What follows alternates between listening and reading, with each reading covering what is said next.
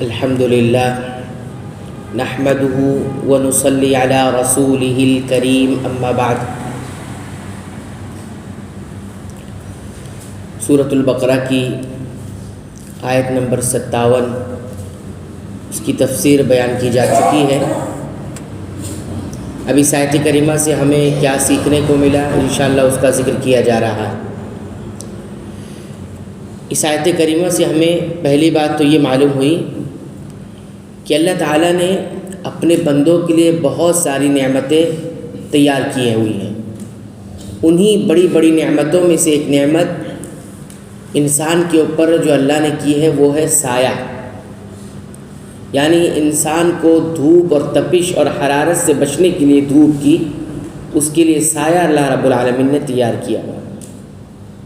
تو یہ سایہ بھی اللہ کی نعمتوں میں سے ایک بہت بڑی نعمت ہے۔ اس لیے اللہ تعالیٰ نے جب بنی اسرائیل کو اپنی نعمتیں یاد دلائیں احسان کے طور پر تو اس میں ایک سایہ بھی تھا۔ کیا فرمایا اللہ تعالیٰ نے؟ وَظَلَّلْنَا عَلَيْكُمُ الْغَمَامَ، اور ہم نے تمہارے اوپر بادل کو بطور سایہ بنایا۔ تو اللہ تعالیٰ نے سائے کا ذکر احسان کے طور پر بنی اسرائیل پر جو کیا بادلوں کے ذریعے اس کا ذکر کیا، وَظَلَّلْنَا عَلَيْكُمُ الْغَمَامَ۔ تو اس سے کیا معلوم ہوا کہ اس بات کا بھی احساس اور شعور انسان کو ہونا چاہیے کہ یہ سایہ بھی بہت بڑی نعمت ہے، اللہ کی نعمت ہے اور اس کا احسان ہے۔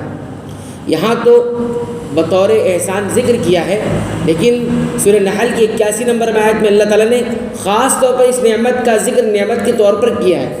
فرمایا وَاللَّهُ جَعَلَ لَكُم مِّمَّا خَلَقَ ظِلَالًا، اللہ وہی ہے جس نے تمہارے لیے تمہاری پیدا کی ہوئی چیزوں کا سایہ بنایا ہے۔ جو کچھ تمہارے لیے اللہ تعالیٰ نے پیدا کیا ہے اسی کا سایہ بھی پیدا کیا، یعنی سایہ بھی بنایا ہے۔ تو گرمی سے، تپش سے، سورج کی حرارت سے بچنے کے لیے اللہ تعالیٰ نے بادلوں کا سایہ بھی کیا ہوا ہے۔ آپ دیکھیے کبھی کبھی اللہ تعالیٰ اس کا احساس بھی ہمیں کراتا ہے کہ جب ہم چلتے ہوتے ہیں دھوپ بڑی تیز ہوتی ہے، اور خاص طور پر وہ علاقے جہاں گرمی بہت زیادہ پڑتی ہو اور اچانک سورج کے سامنے بادلوں کا کوئی ٹکڑا آ جائے تو ہم دیکھیں کتنی راحت محسوس کرتے ہیں۔ یہ اللہ تعالیٰ کی عظیم نعمتوں میں سے ایک نعمت ہے۔ تو یہ پہلی بات اس آیت کریمہ سے ہمیں معلوم ہوئی۔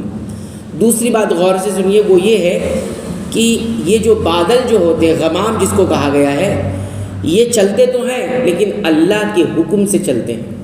جب ہم دیکھ رہے ہیں بادل چل رہا ہے تو ایسا نہیں کوئی کہ نیچر کام کر رہا ہے اس نیچر کے ذریعے یہ چل رہا ہے، نہیں، اللہ رب العالمین کے حکم سے یہ چلتا ہے۔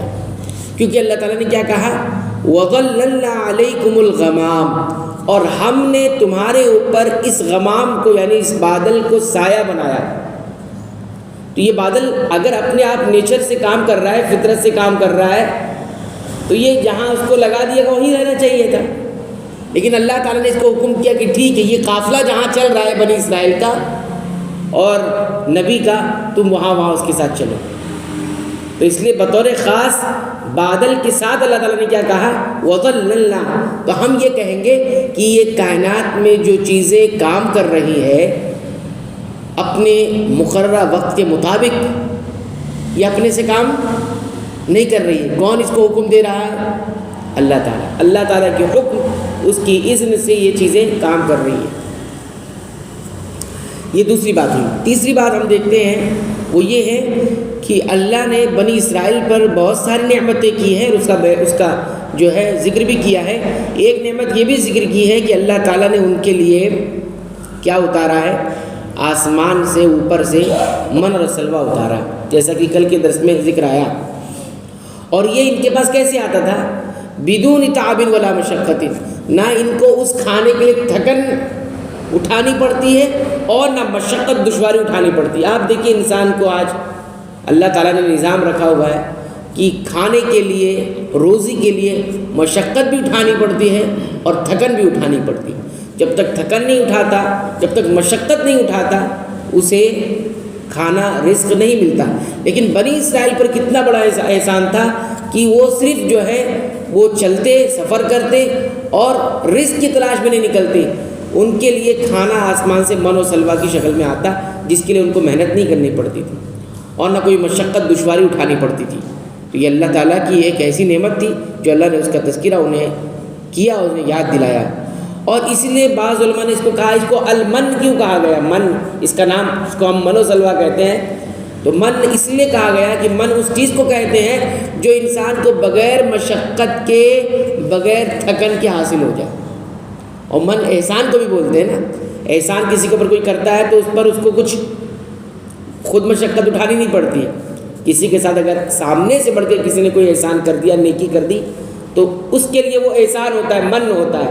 من کا مطلب احسان ہوتا ہے۔ اس میں کیا ہوتا ہے؟ سامنے والے کو جس پر احسان کیا گیا ہے اس کو کوئی مشقت اٹھانی پڑی ہے؟ نہیں پڑی ہے۔ اگر کسی نے کسی کو چند ہزار روپے لا کر دے دیے نیکی کے طور پر کہ آپ رکھیے، تو بتائیے چند ہزار روپے اس کو کمانے میں کتنی مشقت تھی، ہاں کتنی محنت تھی اور کتنی تھکن ہو سکتی تھی جو محنت سے کماتا ہے۔ تو یہ اس کو اسی لیے من و سلوہ کہا گیا ہے۔ اور چوتھی اور آخری بات کہہ کر یہاں بات مکمل کریں گے۔ اس آیت کریمہ سے یہ معلوم ہوتی ہے کہ پرندوں کا جو گوشت ہوتا ہے یہ افضل ترین گوشت ہے، یعنی اللہ کے نزدیک یہ افضل ترین گوشت ہے، کیونکہ اللہ تعالیٰ نے جب ان کے لیے کوئی کسی چیز کا اہتمام کیا اتارنے کے لیے تو سلوہ کا اہتمام کیا۔ اور سلوہ کے بارے میں کیا بتایا گیا؟ یہ ایک پرندہ ہے جس کو سمانی کہا جاتا ہے۔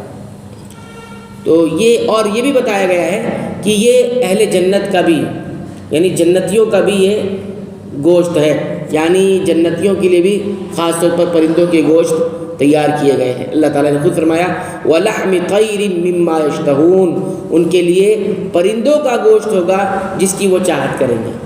وہ چاہت کریں گے کہ ہمیں گوشت ملے۔ تو اہل جنت کس چیز کی چاہت کر رہے ہیں؟ گوشت میں سے بھی پرندوں کی گوشت کی چاہت کر رہے ہیں۔ تو اس کا مطلب یہ کہ پرندوں کا گوشت بہت افضل ترین میں اس معنی کر کے کہ بہت اچھا ہے، اللہ کے نزدیک بہت زیادہ اہمیت اور بہت زیادہ اچھائی رکھتا ہے۔ تو یہ چوتھی بات ہوئی، اور بھی باتیں انشاءاللہ ہم آئندہ درس میں اسے دیکھیں گے۔ اللہ تعالیٰ سے دعا ہے رب العالمین تو ہمیں قرآن حکیم کی پابندی سے تلاوت کی توفیق عطا فرما، اللہ کی نعمتوں کا شعور اور احساس کر کے اس کی شکر گزاری کرنے کی توفیق عطا فرما۔ اے اللہ تو ہمیں بخش دے، ہماری خطاؤں کو معاف فرما دے، ہمارے والدین کی بخشش فرما دے، اور تمام اہل ایمان اہل توحید کے رب العالمین کی بخشش فرما دے، آمین۔